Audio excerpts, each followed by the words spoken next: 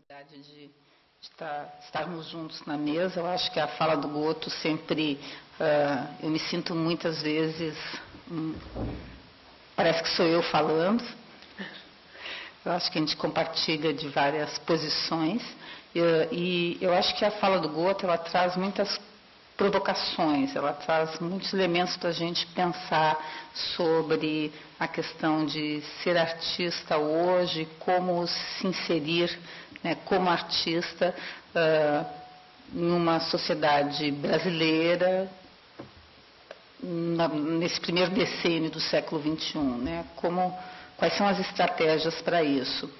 Então, a partir dessa fala do Goto, eu fiquei pensando, o que eu vou apresentar para vocês, eu vou tratar como exemplos dessa fala do Goto, né? Então, pegando ganchos dessa fala do Goto e tratando não como a pesquisa que eu realizei, que virou uma tese, que está lá disponível online, mas tratando alguns coletivos que eu vou apresentar aí, espaços autogestionados, como exemplos, então, de várias questões que o Goto apresenta, porque eu acho que faz, assim, um bom gancho para a gente discutir. É curioso também que eu identifico na fala do Goto uma série de expressões que nós usamos com o mesmo sentido, mas em expressões diferentes. Então, vamos lá, vamos começar a pensar aqui. Eu já fiz uma provocação com o nome da mesa, né, que seriam políticas de artistas, outros gestos e formas de compartilhamento. Para mim é importante a gente pensar outros modos de fazer, né, artistas que vão operar de outras maneiras, né, não só aquela ideia romântica do artista que fica lá isolado, sozinho no seu ateliê criando, né, outros modos de fazer. E essa ideia de outro me é cara também, porque a gente não acho que é um pouco romântico hoje a gente pensar que são novas maneiras de fazer, né? Essa questão de novo. Não é novo, é outro. E eu acho que esse panorama histórico, esse esquema que o Goto trouxe, o diagrama, onde ele vai pontuando historicamente, já dá para a gente pensar dessa maneira, né? Não é novas táticas de atuação de artistas, sim outras, né? Em relação ao quê? Em relação ao que o Goto chama de circuito dado, né? E para mim o que o Goto chama de circuito dado é justamente o que eu trato como os espaços tradicionais de difusão, né? Ou de visibilidade para as artes. Então, justamente os exemplos que eu vou mostrar para vocês são exemplos de práticas de artistas ou de espaços que foram criados justamente tentando criar uma alternativa ao circuito dado. O que é esse circuito dado que o Goto fala e que eu chamo de espaços tradicionais?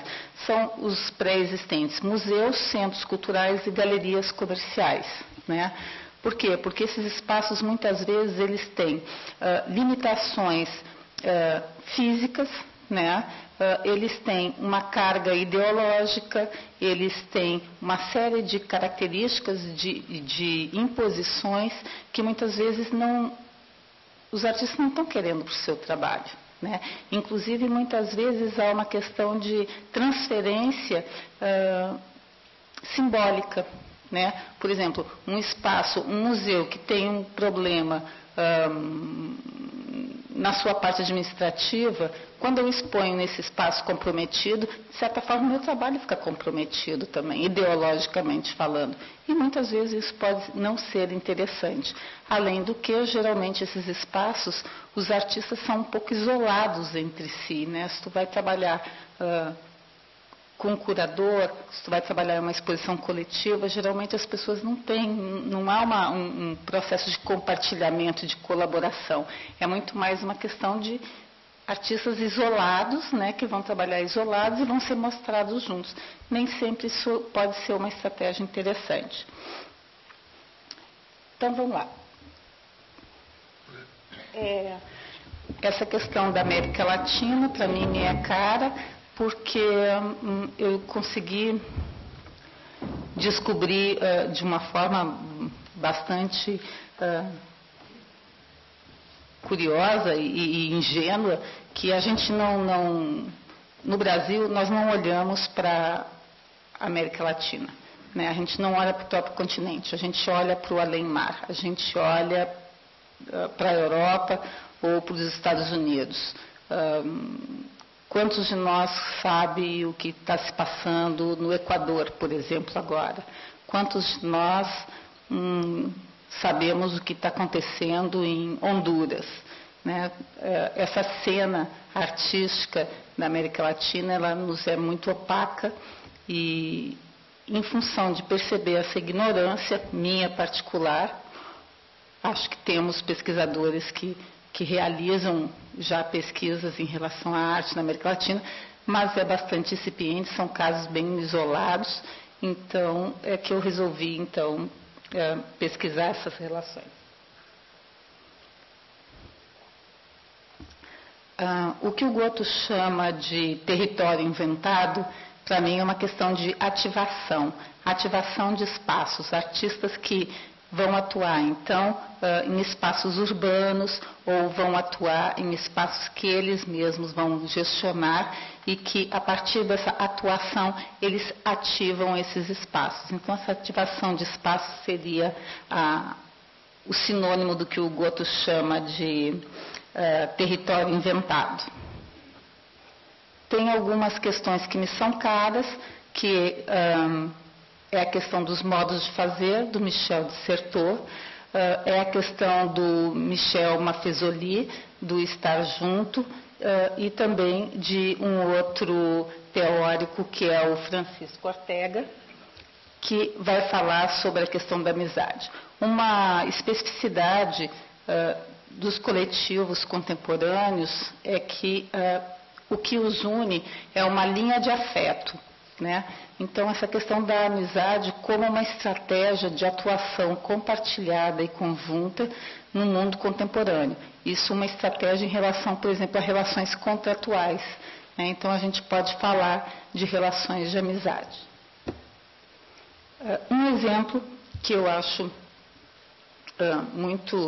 que me é muito caro, porque ele é bastante singelo, mas ele tem uma expressividade, ele já tem uma continuidade no tempo, é H10.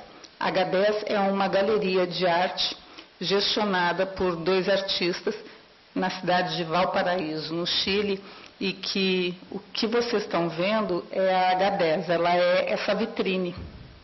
Ela é uma vitrine de menos de 2 metros quadrados de dimensão, que esses artistas, então, de Valparaíso, pensaram como uma estratégia para mostrar a arte contemporânea na cidade, quando não existia outra maneira de ver a arte contemporânea. Então, essa vitrine fica na entrada de um lugar que vende passagens interestaduais, intermunicipais, e na frente tem um ponto de táxi. Então, a cada 15 dias, eles chamam um artista, curadoria afetiva, tá? Eles chamam artistas que eles gostam, que eles conhecem o trabalho e gostam do trabalho, chamam e convidam para expor na H10, que é então a vitrine. Então, a cada 15 dias tem sempre essa renovação de exposições na H10, na vitrine, e eles fazem conversas e fazem muitas vezes, inclusive, vernissagem na H10 em frente, então fazem, claro, no ambiente da rua, e é interessante como hoje, tanto, por exemplo, os taxistas que têm o ponto ali na frente, hoje eles já participam, eles saem, eles vêm conversar sobre os trabalhos, e quem mora em volta, fica em frente a uma praça, as pessoas que moram por ali também hoje já participam dessas exposições, dessas inaugurações, das vernissagens. Então, é uma iniciativa muito singela, mas que ativa todo um espaço da cidade, onde envolve pessoas que muitas vezes não iriam, né, a um museu de arte contemporânea, por exemplo. Então, eu acho uma iniciativa muito feliz.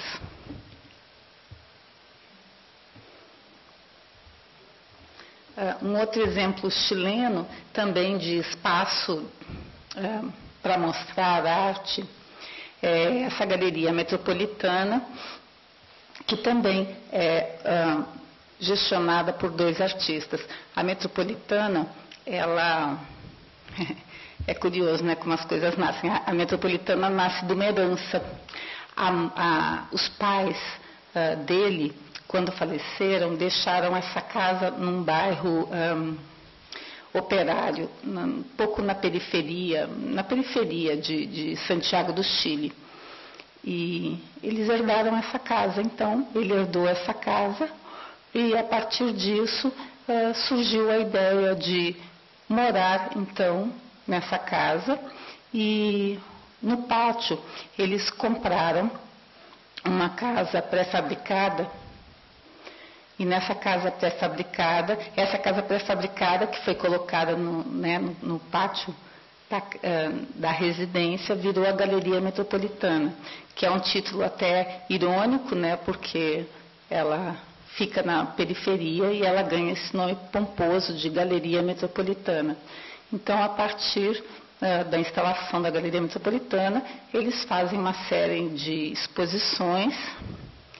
Geralmente, os artistas que expõem são também convidados para fazer conversas abertas ao público, o público convidado e sempre convocado e sempre bem recebido é o da comunidade desse bairro operário também, pessoas que normalmente não teriam uma relação tão próxima com a arte, nem muito menos com a arte contemporânea.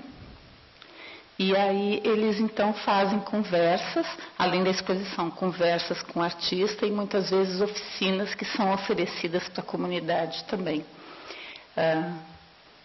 É outro espaço então que eu queria mostrar para vocês.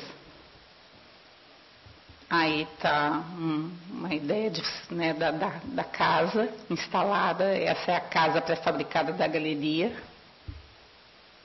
E aqui é uma outra, eu vou cruzar 2 coisas agora. Aqui é uma outra casa pré-fabricada, também transformada em galeria, de um outro grupo, que talvez vocês já tenham mais familiaridade, porque inclusive a Hoffmanns House, os 2 artistas que gestionam a Hoffmanns House, estiveram aqui na última Bienal do Mercosul.